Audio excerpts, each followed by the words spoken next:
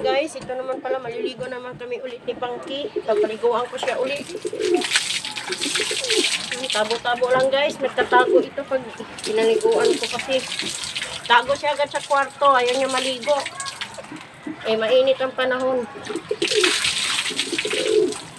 Kailangan maligo siya, sabong panglaba muna na naman ang kanyang gamit. Para matanggal yung unang ano. Tutunawan natin sa ano. Mahirap talaga ito sa paliguan guys. Nagtatago ito. Behave ha, behave. Gagalit na naman ako. Na hindi na bumula yung sabon sa'yo.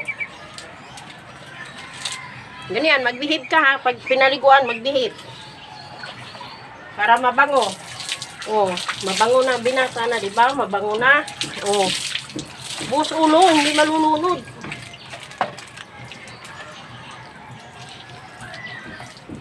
Yan, magsashampoo ka na. Babalawan lang natin yung una mong sabon. Shampooan na natin si Pangki guys para matapos na. Madalian ligo lang ito guys. Kasi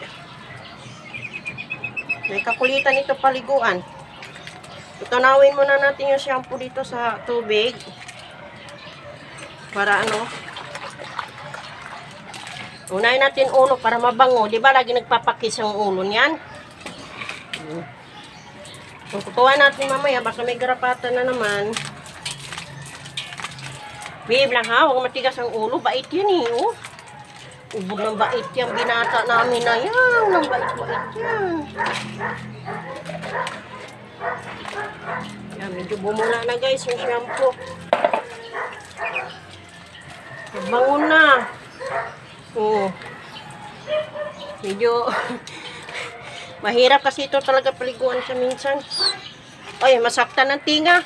Sorry. Saktan ng tinga. Mamaya linis ikaw tinga kay madumi na oh. Naku, may garapata doon sa loob ng tinga mo. Kaya pala kalkal ka ng kalkal. Mayroon pala. O yan, nakuha na natin. Tirisin natin yan. Yan kasi na pala, ayaw mo magpakuto. Mayroon pala yan garapata. Oh. Diba? Bango-bango na. Presko pa, no? Bilis, ano mo dito? Ano ba ito?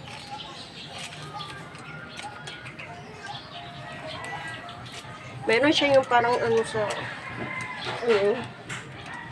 Pati paggupit ng kuko nito guys. Napakahirap kong gupitan yan. Ayaw magpagupit. Nangangagat siya. Kaya pag may pera ko bilang ko ng busal ito.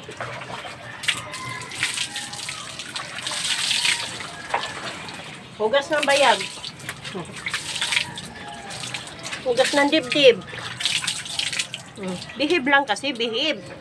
Pag sinabi ng mama mag-behave, mag-behave lang.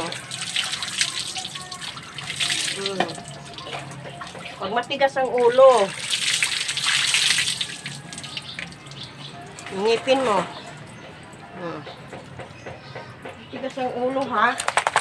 Pamaya na. Naku, nabasa na yung cellphone natin. Sira yan. Wala kang pambili niyan, Pangki. Ito pambili niyan. Banlaw na siya, guys. Nagpaligot tayo ng asin. Banlawan natin mabuti para hindi sila nangangati sa anong ginamit natin. Ibuntot mo. Linisin natin, oh. Oh. Naku, wala tayong tuwalya. Hindi tayo nakadala ng towel mo. Paano na yan? Kuto-kuto muna, ha? Kuto-kuto muna. Ang bait yan, ah. No? Ang bait-bait lang yan.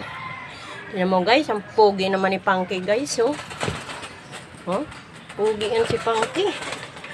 Kaya lang, hindi siya marunong mandigaw. Hindi nakakababa sa hagdan. Natatakot siya. Pag ibinaba namin ito, nangangatog siya. Parang, ewan, panibago sa ano. Kasi mula bata ito dito lang talaga siya sa loob ng bahay.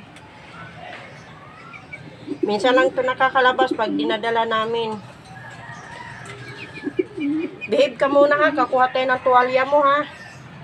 Pupunas ikaw. Wala naman ikaw kuto. Malinis naman. Oh.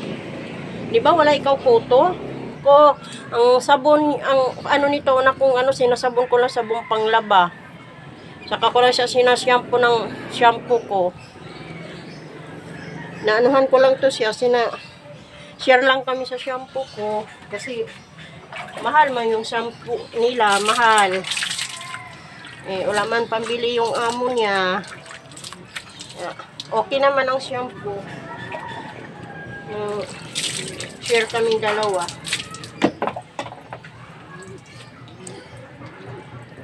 Tingnan natin ang ngipin. Diba kaya ang linis ng ngipin ni Punky, oh. Oh. Malinis yung Punky niyan. Pinaka-paborito niyang ulam talaga nito, atay. Pag mga isda-isda, hindi siya masyadong kumakain. Yung atay ng manok, paborito niya talaga.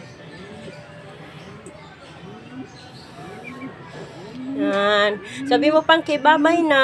Bye-bye. Hanggang dito na lang ang video namin ni Punky. Maraming salamat.